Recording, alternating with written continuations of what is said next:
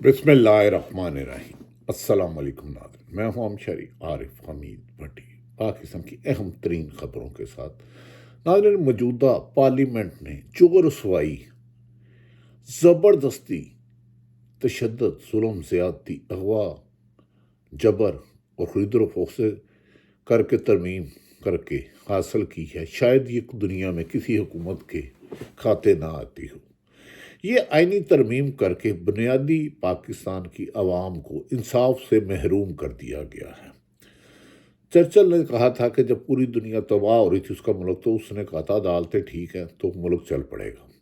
لیکن افسوس کہ ایک نام نہاد جمہوری حکومت، مسلم لیگ نون، پیپلز پارٹی اور جمعیت اور MQM نے عمران خان کے خوف سے ایک پاکستان کا آزاد ادارہ تھا، عدلیہ، جہاں ہر خاص و عام انصاف کے لیے جاتا تھا، کوئی سیاسی جماعت پر اس کے حق تلفی کرے، کوئی سیاسی ادارہ کرے، ظلم زیادتی کرے، عدالتوں میں انصاف کے حصول کے جاتا تھا۔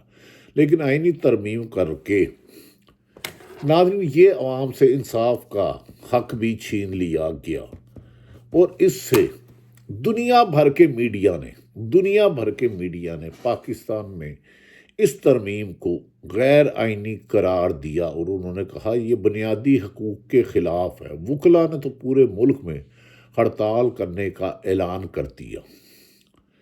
ناظرین، یہ سب ترمیم اور پچھلے تسلسل سے اگر 2.5 سال کا ظلم دیکھیں تو ایک شخص جو ڈیالہ جیل میں بند ہے، عمران خان کے کا راستہ روکنے کے لیے ہے، اور اب کہا جا رہا ہے کہ آج پارلیمنٹ چیف جسٹس کے انتخاب کے لیے 3 جج میں سے، سینئر جج میں سے ایک پارلیمنٹری کمیٹی کے ناموں کا اعلان کر دیا گیا۔ ان میں ایک نام ہے جو ہمیشہ متنازع رہا، خواجہ آصف، یعنی کہ حکومتی اتحاد کے لوگ ہوں اور پیپلز پارٹی کے MQM کے نوید قمر، اور اسی طرح وزیر قانون، سینٹ میں بھی دیکھو تو تقریباً 2/3 میجورٹی مل جاتی ہے۔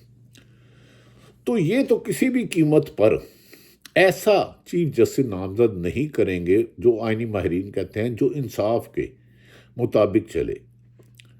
اگر انصاف کے مطابق چلتے ہیں تو موجودہ حکومت، جس کا مشکوک الیکشن 8 فروری کو ہوا ہے، اس کو گھر جانا پڑے گا۔ یہ پارلیمانی کمیٹی میں جو نام سامنے آیا اس سے تو ظاہر ہوتا ہے کہ تیسرے نام کے یحییٰ آفریدی صاحب، غالباً ان کا نام ہے، انہیں چیف جسٹس بنایا جا سکتا ہے، کیونکہ منصور علی شاہ صاحب جو سینئر موسٹ ہیں ان کو بنایا جاتا ہے، تو ان کے بارے میں آئینی ماہرین کا کہنا ہے وہ کبھی بھی کوئی دباؤ نہیں لیتے کسی کو، مغربی قوتوں کا، حکومت کا، یا کوئی بھی آئین اور قانون کو فالو کرتے ہیں، اور ان کا کام ہے آئین کے مطابق چلنا۔ تو آئین کے مطابق چلتے ہیں تو یہ الیکشن، یہ حکومت جو چوری کے مینڈیٹ سے آئی ہے، اس کو گھر جانا ہوگا۔ کیا اس میں 8 سے زیادہ لوگ تو حکومتی ہے، یعنی کہ پیپلز پارٹی کے لوگ، مسلم لیگ نون کے، MQM کے، جمعیت علماء اسلام کے، سینٹ اور قومی اسمبلی دونوں میں سے، تو اگر یہ تو یحییٰ آفریدی کو بنایا سکتے ہیں، اگر یہ بناتے ہیں تو پھر 2 سینئر موسٹ جسٹس، جسٹس منصور علی شاہ صاحب اور محترم جسٹس منیب اختر صاحب، کیا یہ ان کے نیچے کام کریں گے؟ ایک بہت بڑا سوالیہ نشان ہے۔ اگر وہ بن جاتے ہیں تو وہ کیا یحییٰ آفریدی قاضی فائز عیسیٰ بنیں گے، جن پر وہ تنقید ہوئی ہے کہ تاریخ میں، دنیا میں آج تک کسی چیف جسٹس پر اتنی تنقید نہیں ہوئی، اور خود وکلاء برادری نے کی، خود ان پر عدم اعتماد انہی کے جج برادران نے کی، جج صاحبان نے کی، باروں نے کی، کنونشن ہوئے، وکلاء برادری سڑکوں پر آئی، سول سوسائٹی سڑکوں پر آئی، یہاں تک کہ پاکستان کی سب سے بڑی جماعت PTI کے بانی عمران خان نے انہوں پر عدم اعتماد کیا، اور انہوں نے کہا کہ یہ میرے کیس نہ سنیں، لیکن فائز عیسیٰ صاحب ان کے کیس سنتے رہے اور ہر وہ فیصلہ کیا جس سے تحریک انصاف کو نقصان پہنچے، بلے کا نشان چھیننے سے لے کر مخصوص نشستوں تک وہ جانبدار رہے۔ اب پارلیمانی کمیٹی سے ایک ہی انڈیپینڈنٹ ہوتی ہے۔ ناظرین، میں دنیا بھر کے میڈیا نے کہا کہ پاکستان میں، گارڈین نے لکھا کہ اگر یہ جو کیا ہے اس سے تو پاکستان میں انصاف کی توقع ختم ہو گئی ہے۔ کیا اب ایک بڑا امتحان آ گیا ہے؟ یہ اسد طور صاحب ایک سینئر صحافی ہیں، انہوں نے خبر دی ہے کہ اگر کسی جونیئر جج کو سینئر جسٹس یعنی کہ منصور علی شاہ کے علاوہ چوتھے، پانچویں یا تیسرے نمبر پہ، ویسے تو انہوں نے تین میں سے کیا بنانا ہے بناتے ہیں، تو کیا کوئی جج صاحبان فل کوڈ بنا کر منصور علی شاہ صاحب کو بھی چیف جسٹس بنایا جا سکتا ہے؟ یہ اس قسم کی بحث زیر تمات ہے۔ دوسری طرف ناظرین، حکومت کی ناکامیوں کی ایک طویل داستان بنتی جا رہی ہے۔ کیا وہ اسمبلی جس پر خود مینڈیٹ چوری کا الزام ثابت ہو گیا ہو، چوری کا الیکشن کیا ہو، اور وہ ایسے پارلیمنٹ ممبر سے ترمیم کرے جن پر کہا جا ہے، جن پر ثابت ہو جائے کہ کسی کا بیٹا اغوا کیا گیا، کسی کی بیوی اغوا کی گئی، کسی کا کاروبار تباہ کیا گیا، کسی کا بچہ اغوا کیا گیا؟ یعنی کہ یہ ساری باتیں سلمان اکرم راجہ نے کہا ہے کہ اگر اس آئینی ترمیم سے ساری عمر میرے پاس کوئی غریب آدمی آتا تھا تو میں اس کو انصاف کے حصول کے لیے عدالت میں جاتا تھا، اب میں کیا کروں؟ اگر اس طرح ہائی کورٹ کے جج صاحب بھی چیف جسٹس بھی پارلیمنٹ کمیٹی بنائے گی جو حکومتی ہوں گے، پھر جج صاحبان انصاف کے تقاضے پورے کرنے کی بجائے حکومت کی فرمائشیں اور حکومت کی انتقامی کارروائیوں پر مبینہ طور پر لگ سکتے ہیں، جس سے انصاف کا قتل ہوگا۔ اس پر جسٹس سپریم کورٹ بار کے سابق پریزیڈنٹ منیر ملک جو نہایت کریڈیبل ہیں، اعتزاز احسن جو پاکستان میں ایک استاد کا درجہ رکھتے ہیں آئینی ماہرین میں، انہوں نے کہا کہ فائز عیسیٰ نے جو رسوائی کمائی ہے اس کے نتیجے میں موجودہ حالات خراب ہوئے ہیں۔ یہ طریقے انصاف سے نہ بلہ کا نشان چھینتے، نہ آج ملک میں انتشار پھیلتا، لوگ ملک پر اعتماد نہ کرتے۔ انہوں نے کہا کہ تاریخ ایون کہ حامد ہاں جو فائز عیسیٰ صاحب کے خلاف جب ریفرنس دائر کیا گیا تو ان کے وکیل تھے، انہوں نے کہا سر میں آپ کے سامنے، آپ متنازع ترین شخصیت ہیں، میں آپ کے سامنے دلائل نہیں دینا چاہتا۔ اس پر فائز عیسیٰ صاحب برا منا گئے۔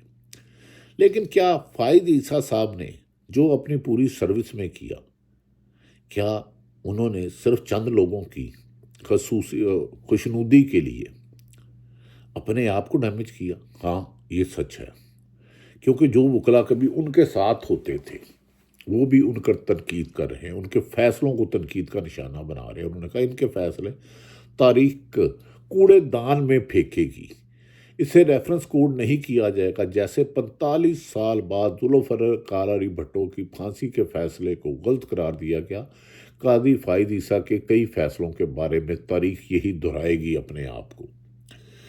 کیا پارلیمنٹ کمیٹی جو حکومت نے بنائی ہے، جس میں میں نے گزارش کی ہے، دو مسلم لیگ کے 3 صاحبان ہیں، غالباً ایک خواجہ آصف نام کے ہیں بندے جو ریحانہ ڈار سے ہارے تھے سیالکوٹ سے، ایک شائستہ ملک صاحب ہیں، پرویز ملک مرحوم کی اہلیہ ہیں، اور ایک احسن اقبال صاحب ہیں۔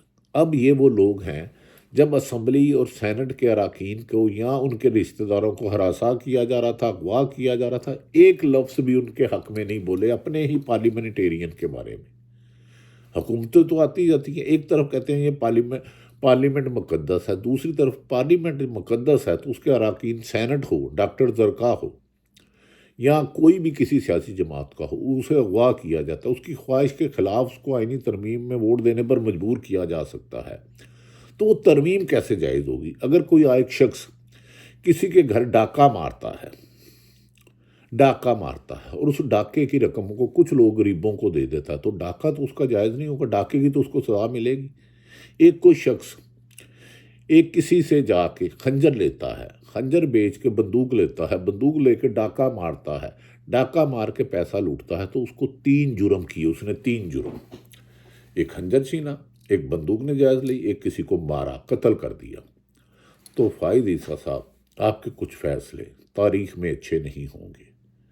کیا عمران خان کو آپ نے جیل میں بند کرا دیا، اس کی ملاقات پر پابندی لگائی گئی جو بنیادی حقوق کی خلاف ورزی ہے، جو سابق وزیر اعظم ہے، 5 دن اس کی بجلی کاٹی رہی۔ اب پارلیمنٹ کمیٹی کے جو نام سامنے آئے ہیں اس کے بارے میں ایک مثال مسول ہے جس کا موجودہ حالات کے ساتھ کعبے کس منہ سے جاؤ گے غالب، شرم اگر تم کو نہیں آتی۔ کیا منصور علی شاہ صاحب جونیئر موسٹ کے کام کریں گے؟ ناظرین، میں آج کل ان دنوں میں امریکہ میں ہوں۔ ایک جو خوشی کی بات ہے میرے لیے، مجھے سینکڑوں پاکستانی ملے، ہر ایک کو پاکستان کا فکر ہے۔ یہ پاکستان میں مجھے ایک ہی سوال کیا جاتا ہے، یہ ظلم، جبر، اغوا، ماؤں بہنوں بیٹیوں کو جھوٹے مقدمات درج کرنا، لوگوں کو نامعلوم مقام پر منتقل کرنا، اغوا کرنا کب ختم ہوگا؟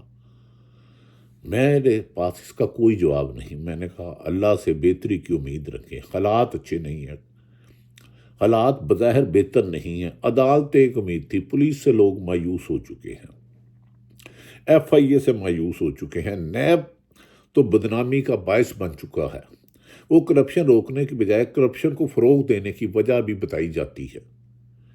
کیا اب وکلا برادری اس اگر غیر آئینی ترمیم کے ذریعے جو ترمیم اغوا برائے توان ووٹ کو عزت دو کے بجائے نوٹ کو عزت دو اور ووٹر کو رسوا کرو والی اسمبلی نے کی ہے، اس پر جج صاحبان پر بہت امید ہے کہ وہ فل کوڈ بنا کر اس کا کوئی حل نکالیں، ورنہ عمران خان کو اندر رکھتے رکھتے آپ نے پاکستان کا مستقبل تاریخ کر دیا ہے۔